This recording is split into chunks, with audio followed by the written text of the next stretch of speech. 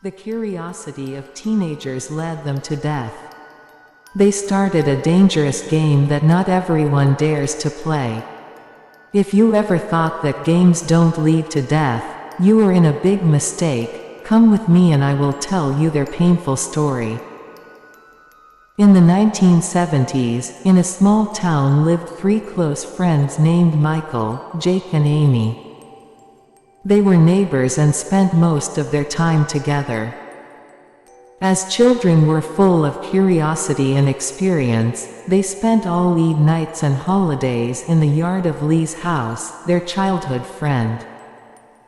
Later that night, Lee was telling Michael, Jake, and Amy about her recent experience. He began to describe a strange power about the Ouija board that was in his grandfather's house. He said that this board has access to spirits and can communicate with them. At first, Michael, Jake, and Amy took all of this as hearsay and laughed about it. But when Lee was able to show the Ouija board and show them the reality of the power of this board, the other friends forgot all their tricks and prepared to experience this wonder. After that dark night, our friends Michael, Jake, and Amy were more into exploring the power of the Ouija board. They held weekly meetings and tried to reach the spirit world using this board. A naturally gifted person with the otherworldly connection, Jake always followed a strategy of kindness and respect when communicating with spirits. Michael, a friend with a lively nature but endless curiosity, was always in charge of a large part of the meetings and was looking for more experiences. Amy, a self-proclaimed skeptic around the board, decided to take part in this ultimate adventure despite her fears. Each session began with a ritual performed by Jake. This ceremony included lighting candles, reciting some religious verses and supplicating to establish a humane and peaceful relationship with the spirits. Then with Bismillah, in order to start communication, everyone's fingers were placed on the board. At first, the observed results were almost normal. The board moves were still kind of incredible, but nothing extraordinary was happening.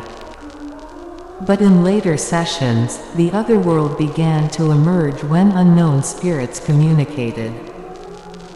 The Ouija board moved strangely and our friends observed the labels, numbers, alphabets and words with a strange movement.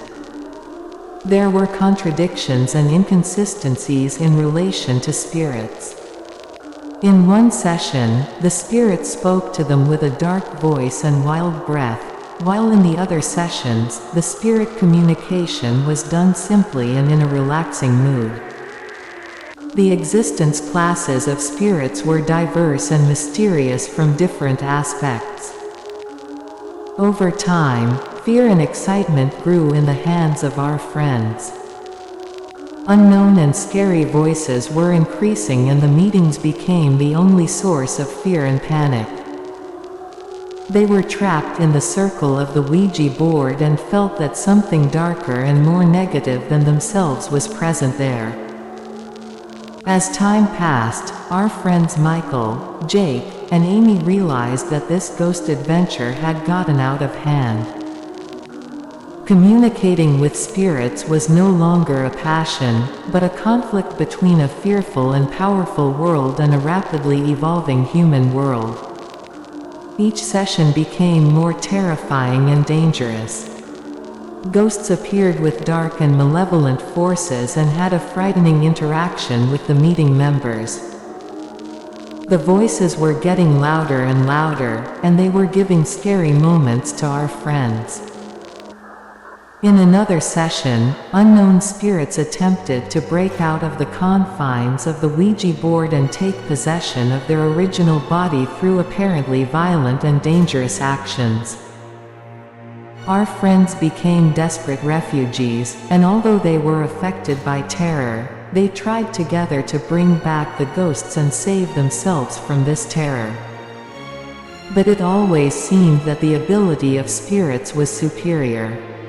At times it felt like the meeting was in the hands of ghosts and our friends were just victims in this horror game. The movement of the board became more and more random and discontinuous and caused the complete domination of the spirits. Finally, in one terrifying meeting, the whole nightmare came true. With a sharp and frightening return, the spirits took over and dragged our friends into a dark and infinite world.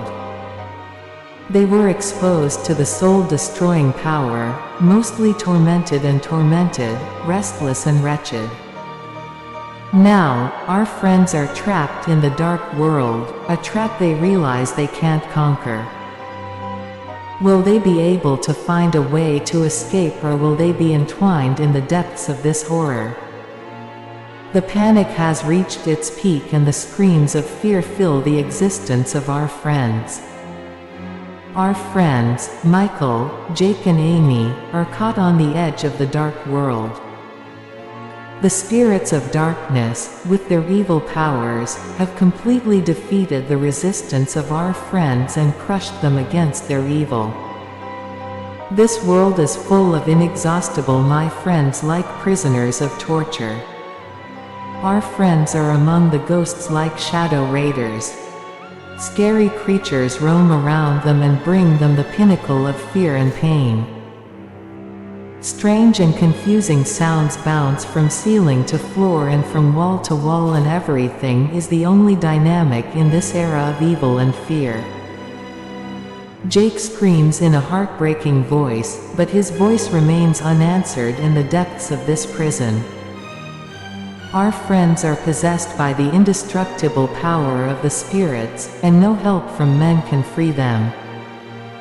Chaplain Mildred, who had helped our friends most in this adventure, has disappeared. Our friends are bound by chains of despair and terror in the hands of the ghosts, immediately feeling that this life will be endless torment for them. The spirits of darkness continue their game with dance and celebration. But in their hearts, our friends still retain aspects of will and hope. They are more determined than ever to escape from this horrible bloody trap. Can our friends provide light in this darkness? Or will the last abyss of hope sink to destruction? Our friends, Michael, Jake and Amy, have reached a bittersweet moment.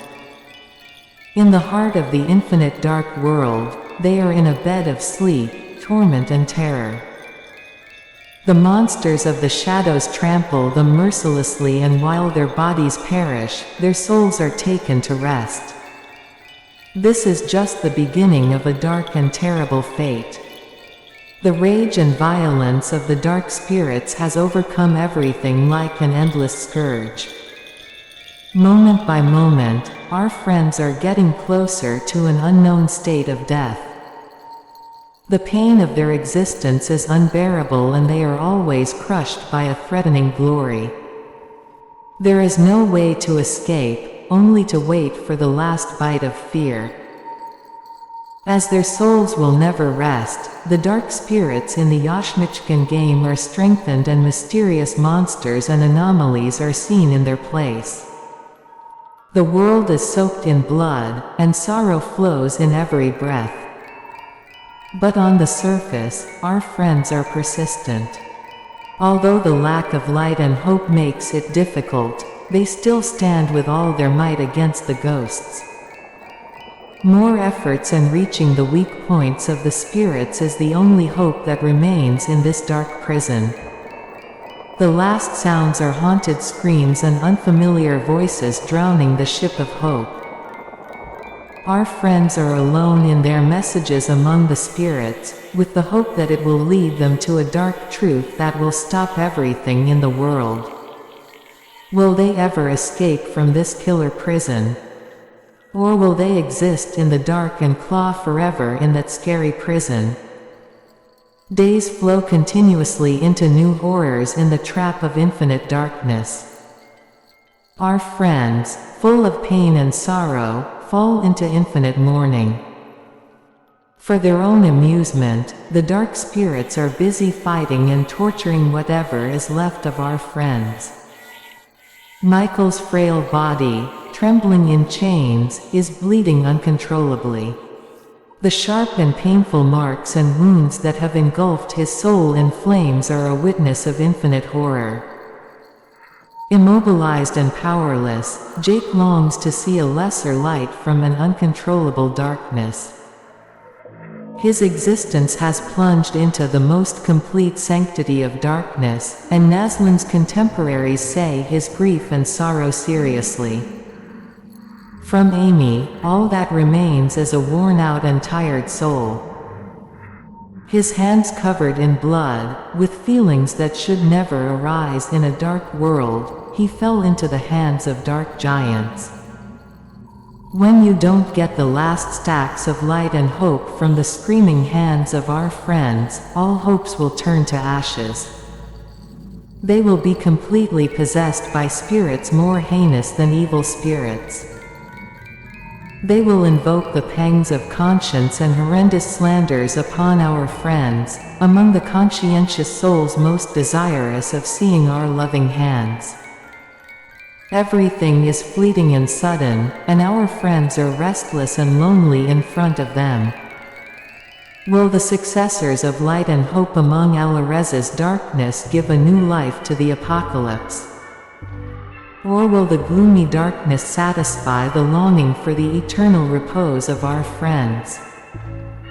My hands move over the keyboard, horrible memories that will never be forgotten in this darkness of monsters. The beguiling castle of fear is in the darkness of torment and chaos of wild, dark creatures. Haunted sounds pervade the air and blood is instantly etched on the walls. My friends have lost their mood. Crazy still noises and painful wounds are constantly revealed to them. My heart trembles with fear, because they are no longer safe.